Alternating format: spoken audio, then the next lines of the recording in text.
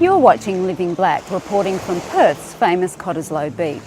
It was here just a few months ago that thousands of people gathered to protest the shark cull program. Whilst shark nets are used in New South Wales and drumlines in Queensland, the introduction of nets here has proven highly controversial. Laura Murphy-Oates reports. Off the south coast of Western Australia, a lone boat patrols the ocean. This is where it all began, when surfer Chris Boyd was killed late last year. It was the sixth shark attack death in the state in just 4 years, pushing the Barnett government into action. The decision taken by government was that the protection of human life came first. Baited drumlines were laid off the coast to hook the sharks. Leave the sharks alone! Many were opposed to the program. A Supreme Court challenge followed. An ocean without sharks is a dead ocean. Western Australia was swept up in shark fever. I headed out early one morning from Hillary's Harbour with a dedicated crew who've been monitoring the Cull program daily. They're made up of independent marine scientists, activists and everyday volunteers. Andrew, a former oil rig worker, bought this boat solely for the patrols. In the distance there you can see the two boys are quite close together, and that usually means there's a shark on there because the shark's taken the bait, swum around in a circle and wrapped itself up around there. We follow the fisheries boat as they pull up the lines to see what they've captured and note the size, breed and condition of the sharks. That morning, a stray boat has accidentally cut loose a drumline. So there's a separate drumline just floating out to sea right now. It's drifting towards swimmers, preparing for the annual Perth to Rottnest Island swim. Our second boat is given a rare go-ahead from the Fisheries Department to retrieve it. If you had a 4 or 5 metre great white on this would get straightened out. You know, it'd be a near thing. No sharks were pulled up that morning.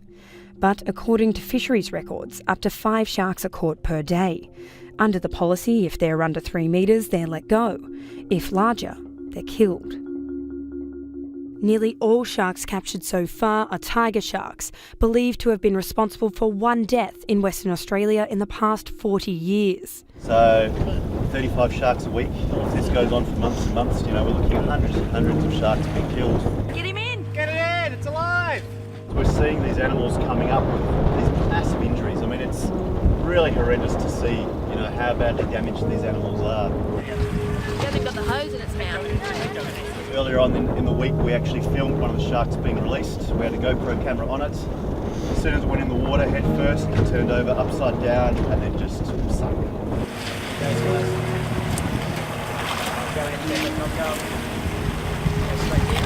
He's upside down, sinking. Jump in. Jump in. Jump in, go, go, go. Go, go.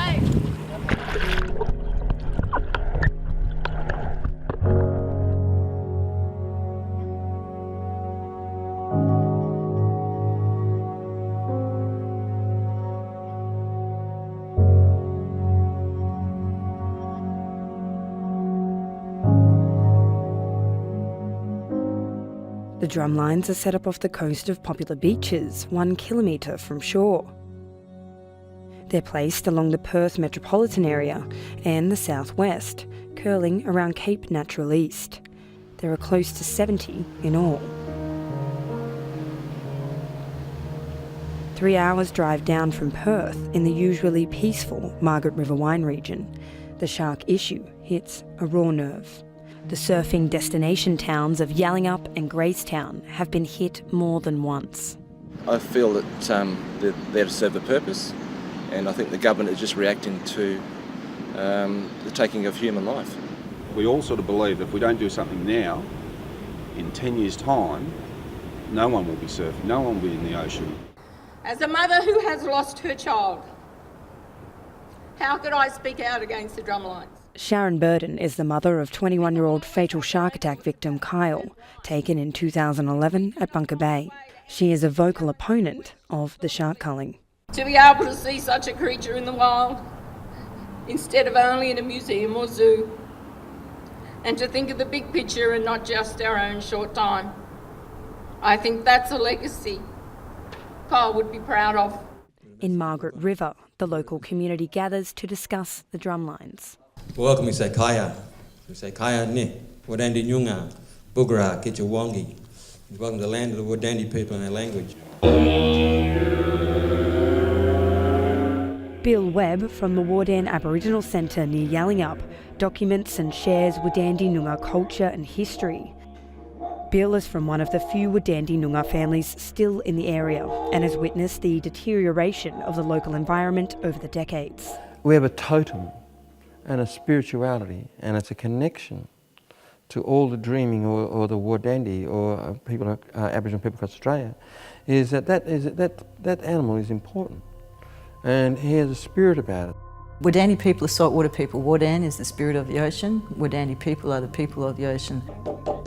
Auntie Mitch runs many of the programs here. I painted a painting that expresses the different ocean currents that move through the water. For us, when the ocean current changes, it brings in the big fish, and the big fish are the salmon, you know. But we don't tend to go surfing or diving when it's salmon season. The sharks are chasing after the salmon. So we always watch the seasons. For us, we have 6 seasons, and those 6 seasons aren't just, oh yeah, look, there's a different time of year now. It's to let us know what to be aware of at that particular time when the season changes. Since the 1700s, over 200 people have died from shark attacks in Australia. On average, that's 1 person per year. But a recent poll shows that over 80% of Australians believe that we enter the water, the shark's natural habitat, at our own risk. Auntie Mitch says the Wadandi have always lived in full knowledge of the risks that the ocean holds. All the old people always had somebody on watch, and you would have a young man whose responsibility was to watch all the kulungas, and not just for sharks, for any dangers that might come in. And if there was danger, he would get them out of the water. And it stands the same as it was 100 years ago, 1,000 years ago, as it does today. We still have someone who stands watch when we're in the water, watching our children swim. In the state's Surf Life Saving Communications Centre, they're continually on the watch. We handle all communications associated with surf life saving here in Western Australia.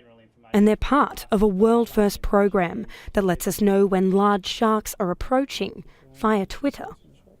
When a tagged shark passes within a few hundred metres of one of those acoustic satellite receivers, a message is sent to the satellite, bounces back down to fisheries, it comes across to Surfcom as an automated message, and that is immediately tweeted out. But there is much more technology that could be used to reduce shark attacks. There are alternative methods that can be implemented that have proven to show a reduction in shark attacks but don't actually involve killing the sharks. Shark expert Ryan Kempster says tagging and releasing is more effective than culling programs, which have been tried and tested elsewhere and failed. A study done in Hawaii back in the 50s and 60s saw almost 4,500 sharks killed, and yet didn't actually show any significant reduction in the number of attacks in those areas. And the response from the marine scientist community worldwide has been damning. By removing the apex predator, you have this kind of domino effect that cascades through the ecosystem and cause many problems. I was inundated by emails from all these scientists. Over 100 scientists and shark experts, in fact, all said this was not the appropriate measure to take. Just last week, the Barnett government applied to extend the shark cull trial over another 3 years. Whether it saves lives or further unbalances a fragile marine environment, the full impact is yet to be seen.